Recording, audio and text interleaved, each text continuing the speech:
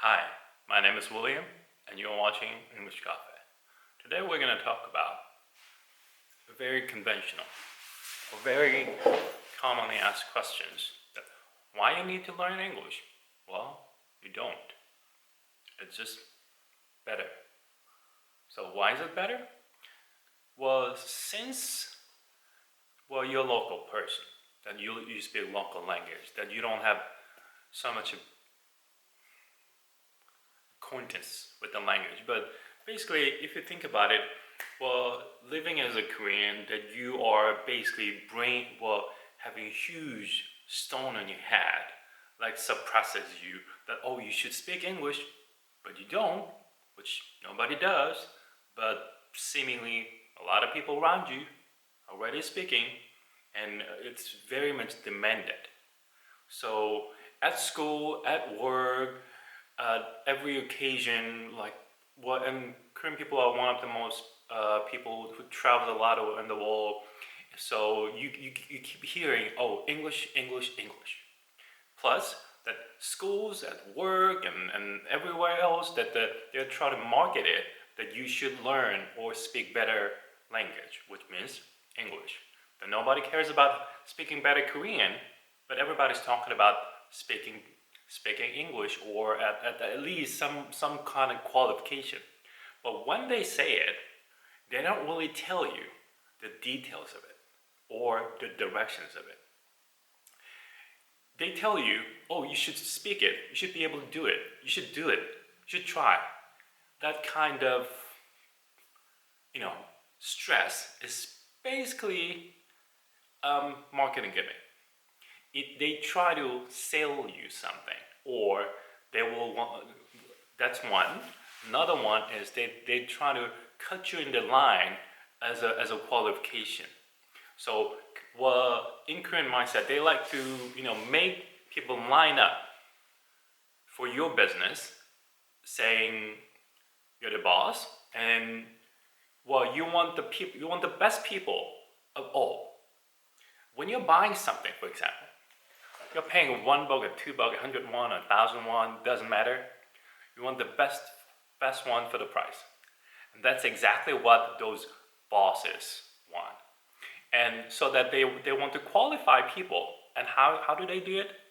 Well, you can individually interview people, or read the resume, or checking out the school. But it's a lot of work. So the easiest way of all is just cut down the line as with the scores. So that's what this test, all those millions of different tests are doing in life. And as living as a local in Korean, there's not a single day passing by without getting stressed about it. Well, I wouldn't say day, but let's say a year. Well, you're a student, or looking for jobs, or moving jobs, or promotions, or any kind of anything that might require a qualification. You will be demanded by some sort of qualification as to hierarchy, or ratings or levels. And that's exactly what English is working for you. That you have to prove yourself in some way. Current people like numbers, which means competition. To get ahead of competition of everybody else. That's why you need English. Well, sounds pretty pathetic, right? Well, let me give you a better example. So instead of worrying about test scores, or getting in lines, and surviving in the numbers, imagine you have the access to everybody in the world, every document in the world, every media in the world. You have access to it. And by doing that, you don't have to browse through the neighbor news every Monday morning, 10 o'clock, and click through those stupid short articles written by reporters, meaning they translated the essential from the foreign media, which they don't really understand. They don't know what they're saying. So one very important factor involved in this thing is they don't know what they're talking about. Well, I'm gonna get to it later. But Korean media absolutely sucks. Their quality is absolutely terrible.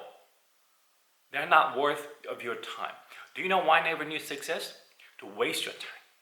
Not to give you any kind of information, not to save your time, but fooling you into that, oh, I read some news, so I'm safe for the day, a week.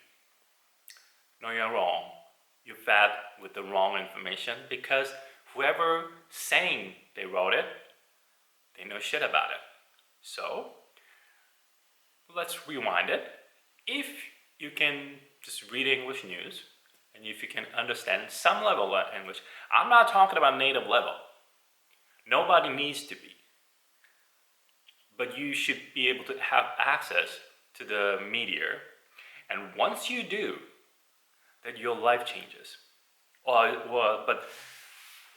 remember, it does not mean, and I'm not saying, you have to be like converted into Korean to, well, Native American level. I'm not talking about that. I'm talking about just slightly better, upgrade version of yourself, and just read some of it by winning over your laziness.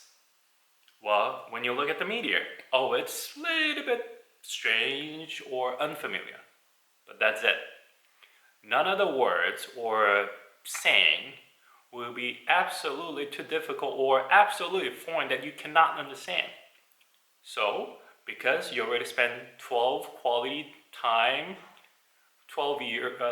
quality years studying it, you can read it. With getting into the experience of reading it and getting used to it, yes, you can. And once you do that, voila, there's a whole lot of new door open for you. The door for you to access entire world, everybody in the world. Don't people let fool you. People say, oh, no, people think, or you might think, oh, isn't English for Americans only? And oh, I'm so afraid of speaking to Americans or checking out American media. Oh, do I have to be brainwashed by American style or media or the concept? You're wrong. It's not just American speaking English. It's everybody in every country, in every culture speaks and written in English. American media, obviously, American people, for sure, and British, yes, Australian, yes, but it doesn't stop there. Hong Kong, Taiwan, Japan, Europe, anywhere in the world. If you speak English, you can survive, you can communicate, you can connect, you can obtain information, you can do whatever. And that's just the minimum qualification. And it's not the levels of your language, but it's the minimum trying of yourself with certain minimum levels of language, which only requires you to just try a little bit. So, in this channel, we're gonna try together. We're gonna try checking out the media. We're gonna try understanding a little bit of it. So, let's buckle up and jump in. Let's get to it. See you at the next episode.